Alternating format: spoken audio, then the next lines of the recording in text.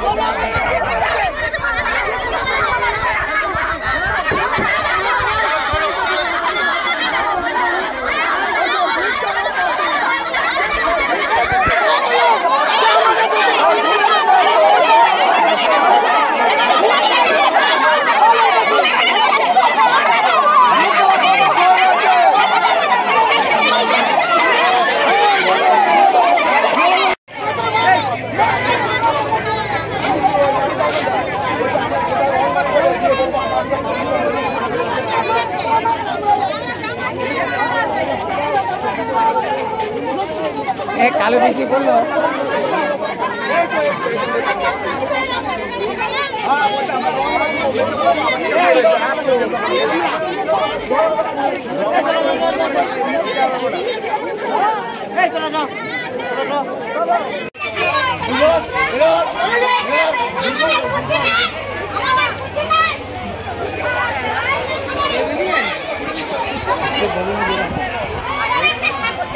কম